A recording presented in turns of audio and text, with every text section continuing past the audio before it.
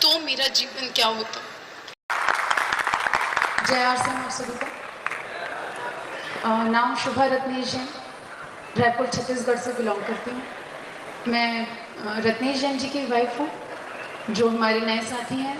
या मैं उन्हें ये बताना चाहूँगी, रत्नेश जी एक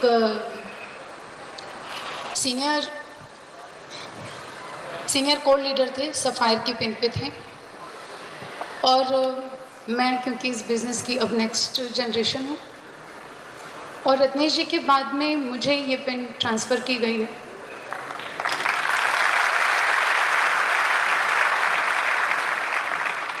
जब ये बिज़नेस रत्नेश जी के जीवन में आया तो उनकी उम्र मात्र 21 साल थी। एक 21 साल के युवा ने इस चीज़ को निर्धारित किया कि किस तरह उन्हें अपने जीवन को बदलना है, और उसका सबसे बड़ा शायद कारण ये था कि पारिवारिक जो इनकम थी उस समय मात्र 7,000 रुपये थी। 7,000 रुपये एक पारिवारिक इनकम बड़ी कम हुआ करती है, जहाँ पे दो बड़ी बहनें, माता पिता, खुद रहना, संघर्षों से भरा जीवन जीना आसान नहीं होता। तभी शायद इतना मुश्किल काम रत्नेश जी कर पाए थे कि मात्र 21 साल की उम्र में वो ये निर्धारित कर चुके थे कि उन्हें ये बिजनेस करना, और इतनी शिद्दत से उन्होंने किया था। मात्र 3 महीने में रॉयल्टी थे, 10 महीने में टेक्निकल थे, और 5 साल में स्टार रूबी पर थे। जितना प्राउड आप सबको ये सुनकर होता है, उससे कहीं ज़्यादा प्राउड मुझे बोलने में होता है कि उन्होंने ये सब अचीव किया इतनी कम उम्र में। कितने सिंसियर और कितनी डेडिकेशन के साथ उन्होंने काम किया होगा। कभी मैं सोचती हूँ तो लगता है इससे ज़्यादा मुश्किल और कोई काम नहीं था कि एक युवा जो इस चीज़ में अपना जीवन बिता सकते थे कि मेरी खेलने खाने की उम्र है, मैं भी बाकी युवाओं की तरह मौज मस्ती में अपना जीवन निकाल सकता हूँ। इतने बचपन से संघर्ष देखा हूँ, और ऐसा संघर्ष भी देखा हूँ कि जहाँ अगर मुझे दिवाली मनानी है तो ये ज़रूरी है कि मुझे अपने घर के बाहर एक पटाखे का स्टॉल लगाना पड़ेगा, और होली मनानी है तो ये ज़रूरी है कि मेरे घर के बाहर रंगों का मैं स्टॉल लगाऊं, ताकि मैं अपने घर में उस रंगों, बचे हुए रंगों से खेल पाऊँ। ये परिवार की सच्चाई को एक्सेप्ट करते हुए उन्होंने ये इस तरह से काम किया। जिस दिन उनके जीवन में आरसीएम आया होगा ना, मुझे लगता है उस दिन भगवान की उन पे नजर रही होगी। बोलते ना, शायद सरस्वती माँ बैठी हो जुबान पर, उसके बाद उन्होंने कभी पीछे मुड़कर नहीं देखा। रहवासी जगदलपुर के थे,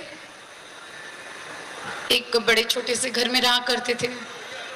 मैं अगर रत्नेश जी का सबसे पहला ड्रीम आपको बताऊं तो आप सब यहाँ हंसेंगे। रत्नेश जी ने अपने इनकम के सबसे पहले चेक से वॉशिंग मशीन ली थी, क्योंकि उन्हें लगता था बाकी काम करना आसान है, पर ये जो मेरी जिम्मेदारी मेरे सर पे है ना कि मुझे कपड़े धोने पड़ते हैं, ये मैं नहीं करूँगा। तो उन्होंने अपनी चेक से सबसे पहले अपने घर में वॉशिंग मशीन ली थी, जो इतने छोटे सपने के साथ चालू करे। और उसके बाद अगर वो जगदलपुर में सारे घर लिया, गाड़ी ली, बाइक्स ली, बड़े शौकीन थे। हर बार कुछ न कुछ चलता रहता था, क्योंकि दिमाग में सब करने के, वहाँ ले लेने के बाद दिमाग में फिर खुरापात आई कि चलो थोड़ी सी उड़ान और भरी जाए। जगदलपुर में तो सब हो ही गए, अपने अब रायपुर में मैं आगे बढ़ूँ। उन्होंने 2007-8 में रायपुर शिफ्ट हो गए थे, और 2009 में हमारी शादी हुई थी। सितंबर 2009 में ही रत्नेश जी का सफायर लेवल आ चुका था। आप सबको लग रहा होगा इतनी सारी कहानियों का कारण क्या। सिर्फ आपको ये बताना चाहती हूँ कि एक रीजन था और एक विजन था कि जो परिवार में सिक्योरिटी नहीं थी, जो परेशानियां थी, वो मेरी आगे आने वाली पीढ़ियों तक नहीं जानी चाहिए। जो जीवन मैंने जिया है वो मेरे बच्चे नहीं जिएंगे। इससे ज़्यादा प्राउड की बात ना एक लड़की के लिए कुछ नहीं हो सकती कि आपने एक ऐसे लड़के से शादी की है जो सेल्फ मेड है, जिसने कभी किसी की सहायता नहीं ली अपने किसी भी जीवन में आगे बढ़ने के लिए या अपने जीवन में कुछ पाने के लिए।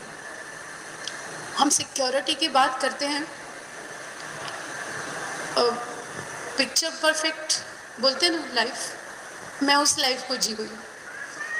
पिक्चर परफेक्ट लाइफ ये होती है ना, जब आजकल जो हम इंस्टाग्राम में देखते हैं, लोग 2-3 मिनट के लिए खुश होकर फोटो खिंचा लिया करते हैं, बाद में बैक टू लाइफ होते हैं।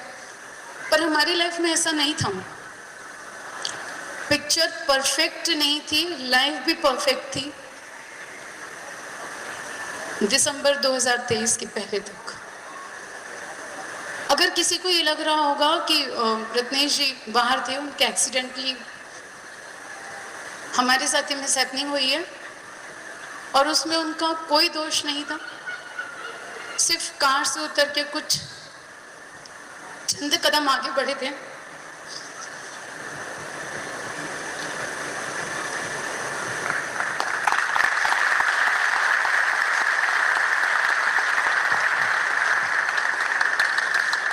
और पीछे से किसी बाइक वाले ने हिट किया था।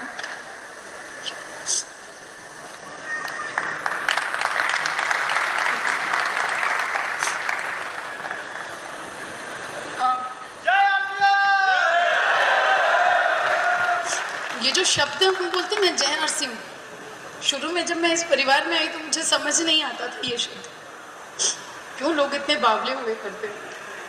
रत्नेश जी से बावला मुझे दुनिया में कोई नहीं लगता था, जो आरसीएम खाए पिए सोए जागे, और कोई दिखता नहीं था मुझे कि इसके अलावा कुछ करते हैं जीवन में। और आज मुझे लगता है अगर ये नहीं किया होता तो मेरा जीवन क्या होता।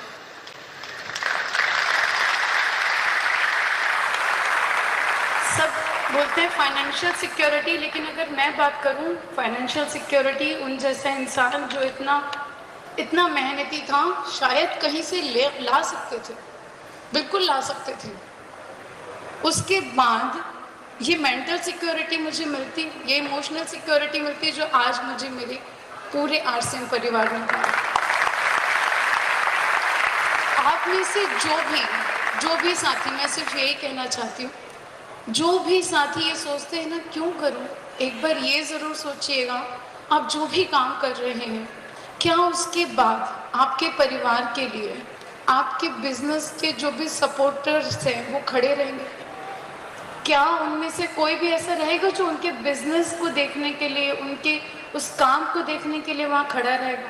मुझे ऐसे कोई जगह नहीं नज़र आ रही थी उस कंडीशन में जहाँ मैं टोटली ब्लैंक थी और मुझे ये लग रहा था पाँव के नीचे से किसी ने पूरी ज़मीन खींच ली है और कहा है कि अब खड़े रहो।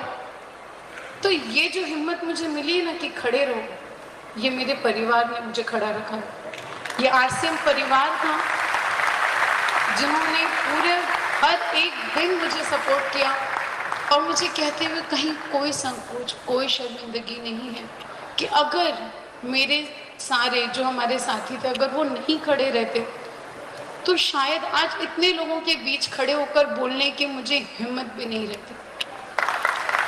ये हिम्मत आती है आरसीएम से।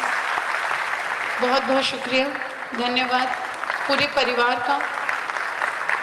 और बहुत तहे दिल से एक ही इच्छा है कि जो भी लोग, पूरे दिल से मेरी यही इच्छा है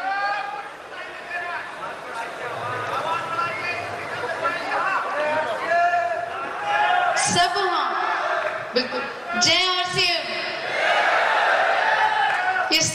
इस शब्द को हमें ना सिर्फ बोलना है बल्कि हर एक के दिल तक पहुंचाना है। धन्यवाद, थैंक यू। साथियों, आज एक बात सोचने वाली है। अगर राकेश सर के घर में, रत्नेश जैन सर के घर में अगर आरसीएम नहीं होता तो इन परिवारों का क्या होता? हजारों कहानियां हैं सर इस देश में, आए दिन ये जो चीजें हो रही है ये हम देखते हैं। हजारों, न जाने कितने ऐसे परिवार हैं जिनकी दुनिया उजड़ चुकी है। लेकिन आज सोचने का विषय है कि ये जो कहानी बताई जा रही है ना सर, ये आरसीएम की वजह से आज सुनने वाले हैं आप सब 7,000 लोग, वरना कोई बाहर कोई सुनने वाला नहीं है किसी कहानी।